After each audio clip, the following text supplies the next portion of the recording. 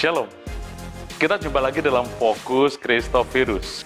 Kita bersyukur di bulan ini Yayasan Christophirus merayakan ulang tahun ke-49. Minggu lalu secara virtual kita merayakan dan kami mengucapkan terima kasih untuk sahabat-sahabat Fokus Christophirus yang telah mengikuti baik secara Zoom maupun live streaming.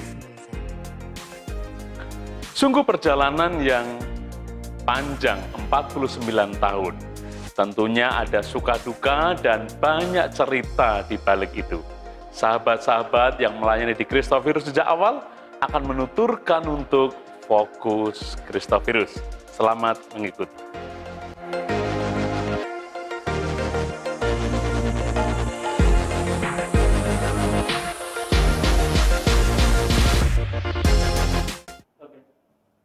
Awal April tahun 1973, saya resmi menjadi tenaga full-time daripada Christophirus, walaupun sebelumnya kami pernah melayani sebagai volunteer. Saya dengan Pak Andreas adalah sebagai full-time, Pak Andreas sebagai pimpinan, saya membantu. Kepengurusan ketika itu sangat sederhana, ada ketua, sekretaris, dan bendahara. Nah, lalu kami berdua. Nah, ketua dan bendahara ini khususnya yang benar-benar berjuang dengan menyiapkan dirinya, kalau istilah sekarang pasang badan, pengeluaran yang harus dikeluarkan baik untuk kami sebagai full timer maupun untuk operasional sehari-hari, dananya mereka siap mendukung dan membantu. Cara lain yang dilakukan adalah ketika itu kami coba menghimpun dana dengan cara membuat iuran per bulan. Seperti ini yang sampai hari ini dikerjakan oleh PBS. Di mana kami mengedarkan di Kota Pati yang dikoordinasi oleh Bapak Titus Sugeng, lalu kemudian di Jepara, di Demak, dan juga di Semarang.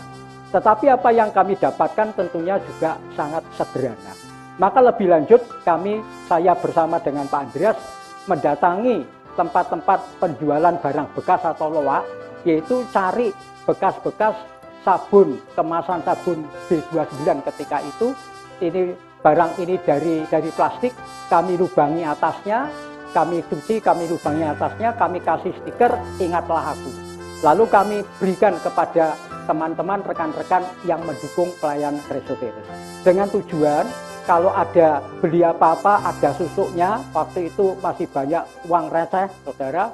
Lalu kalau ada umpamanya naik beca atau apa itu ada uang receh, maka uang-uang itu bisa dimasukkan di dalam tempat tersebut. Hingga pada waktu-waktu tertentu kami datang kembali kepada tempat-tempat di mana kami menempatkan barang itu, kami menghimpun seberapa kami bisa mendapatkan.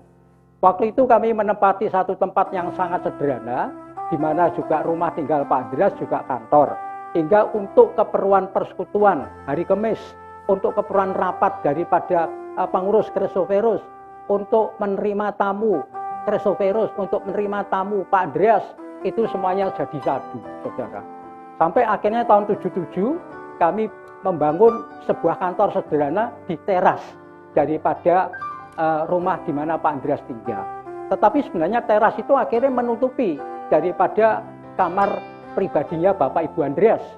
Nah, ketika kamar ini menjadi panas dibuka, maka langsung kami orang kantor nih lihat apa yang ada di kamarnya Pak Andreas. Dan Pak Andreas, Bu Andreas juga lihat kantor kami yang sangat-sangat sederhana. Nah, inilah sesuatu perjalanan awal yang pernah kami lakukan. Saudara sekalian, sekarang ini kami sudah masuk 49 tahun dan ke depan adalah 50 tahun, satu berkat Tuhan yang luar biasa. Maka kami sangat berharap, mari dengan perjalanan setahun ke depan, kita siapkan hati kita, pelayanan kita, bahkan setelah 50 tahun pasca jubileum kita akan lakukan pelayanan-pelayanan lebih hebat dan lebih luar biasa lagi. Kami bersuka cita walaupun waktu itu dalam kondisi seperti itu, karena Pak Andreas dan saya sebagai orang-orang muda bersedia dipanggil Tuhan untuk melayani di bidang firman, di bidang musik dan film. Mari kita lanjutkan pelayanan yang ada ini.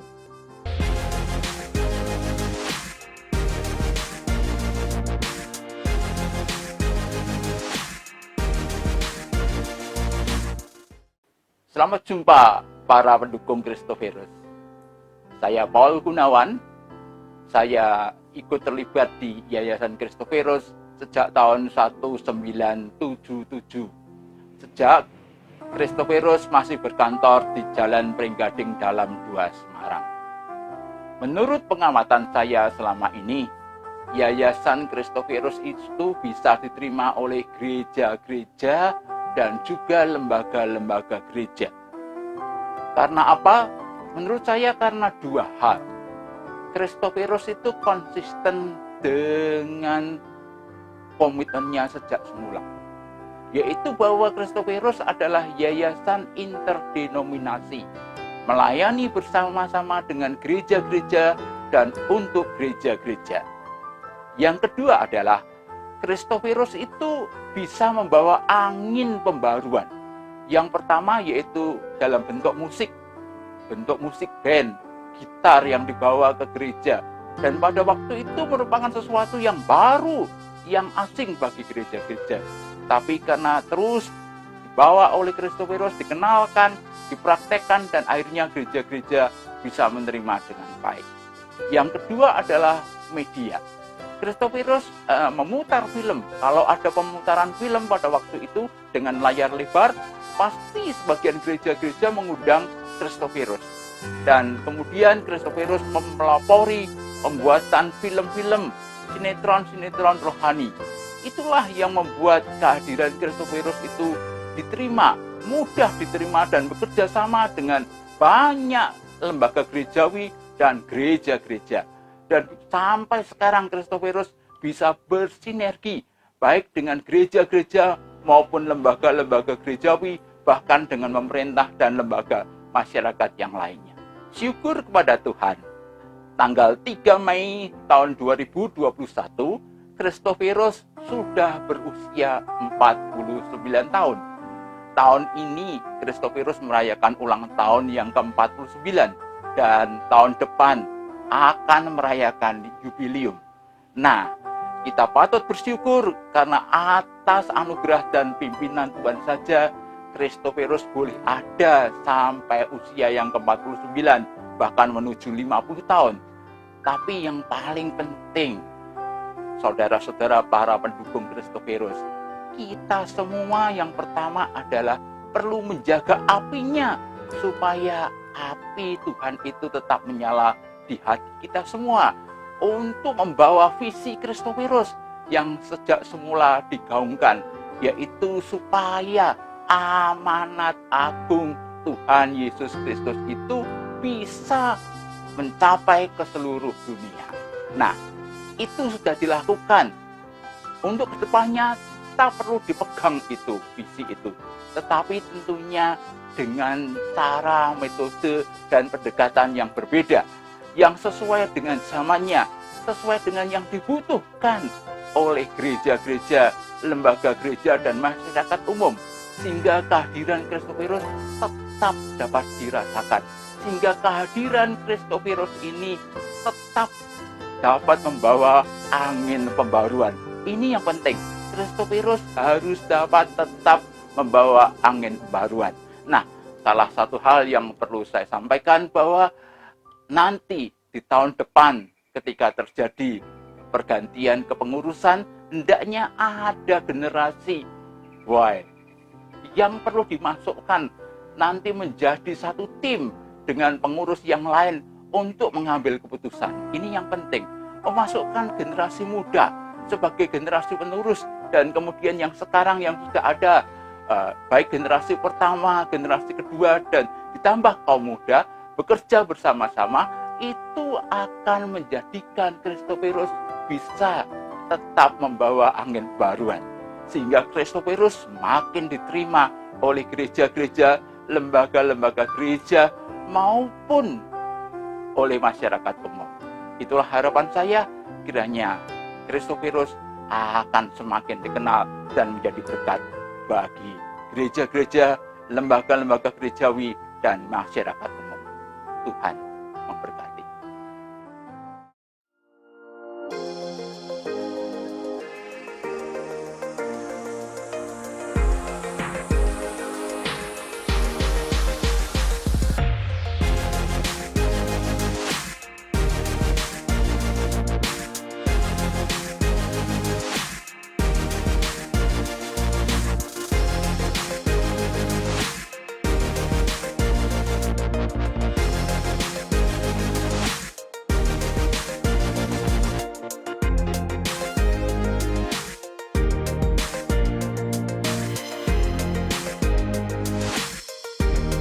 Saya Lilik Tribudianto, satu kota bersama dengan Bapak Andreas dan keluarga besarnya.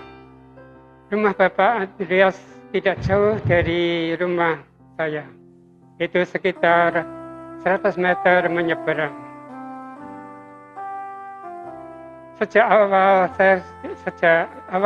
kecil saya sudah sangat-sangat mengenal Bapak Andreas, dan saya sangat terinspirasi dari kehidupan Bapak Andreas sejak dari Pati sampai sekarang ini. Mengapa saya sangat terinspirasi dari Bapak Andreas pribadi? Sebab Bapak Andreas begitu sangat mencintai Tuhan dan pelayanannya begitu menginspirasi saya hingga saya terbawa-bawa ingin hidup seperti Bapak Andreas. Inspirasi pertama yang saya dapatkan adalah ketika Bapak Andreas mengikuti training program ke Amerika. Dan dari situlah saya mempunyai impian.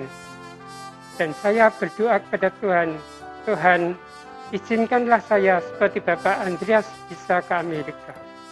Dan Tuhan menjawab doa saya di tahun 1996. Dari situlah saya selalu mengikuti perkembangan Christophorus dari awal. Dari embrio Christophorus, yaitu dari tim Alpha Christ, saya selalu mengikuti perkembangannya. Di mana tim Alpha Christ melayani terutama di gereja-gereja Kristen Muria Indonesia atau GKMI. Setiap kali Bapak Andreas dan tim melayani di GKMI Semarang, tidak pernah saya absen untuk menghadirinya. Sebelum pelayanan tim Alpha Christ di gereja GKMI Pati, Bapak Andreas dan tim selalu dengan VW kombinya berhenti di rumah saudara kakak-kakaknya di Pati, di mana rumah saudara kakaknya itu sangat dekat dengan rumah saya. Dan kalau ada VW kombi tim Alpha Christ, itu pasti nanti sore ada pelayanan di GKMI Pati. Entah bagaimana Tuhan kok menuntun saya dari Pati hingga terdampar di kota Semarang ini. Dan saya sangat-sangat ingat akan firman Tuhan di Yeremia, di mana engkau kubuang, disitulah engkau akan menjadi berkat. Dan saya berdoa, kiranya saya juga bisa menjadi berkat bagi semua orang. Di Semarang ini, ketika saya bertemu dengan Bapak Andreas di GKMI Gloria Patri, Bapak Andreas mengajak untuk bergabung di Christophorus Semarang, yaitu mengajak kami menghadiri persekutuan doa di Tompok Lama 62C, dan juga mengajak saya untuk mengikuti PTE.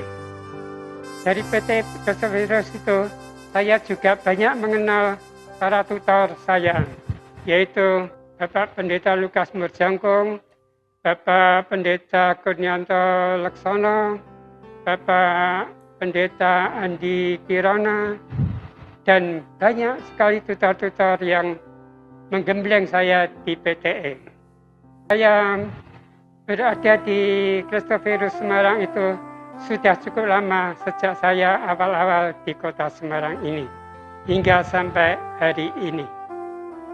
Kalau saya mengucapkan Christophorus dulunya bukan apa-apa dan bukan siapa-siapa, dan sekarang telah menjadi apa-apa dan telah menjadi siapa-siapa dan telah menjadi apa adanya sekarang ini adalah karunia anugerah Tuhan.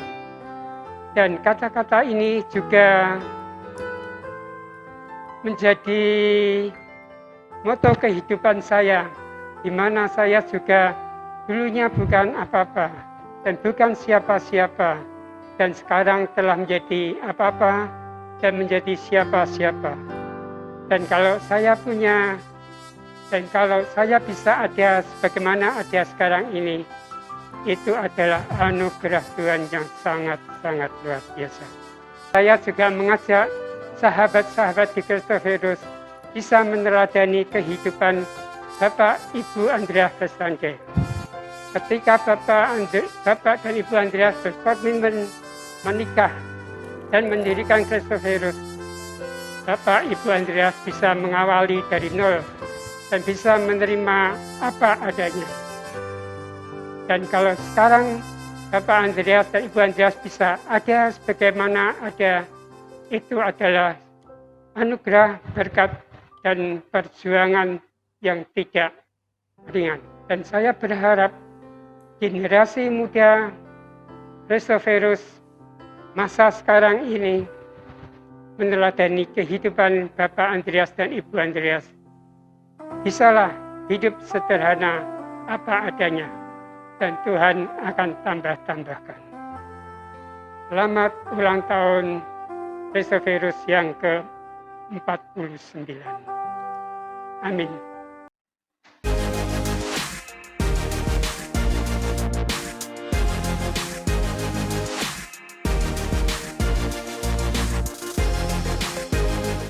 Demikian telah kita ikuti bersama Fokus Kristoferus di episode kali ini. Penuturan-penuturan rekan-rekan kita, sahabat-sahabat yang melayani di Kristoferus sejak dari tahun 70-an. Tentunya masih ada banyak sahabat kita yang punya pengalaman-pengalaman unik bersama Yayasan Kristoferus. Nantikan di episode-episode berikutnya. Sampai bertemu dalam Fokus Kristoferus berikutnya. Tuhan Yesus memberkati.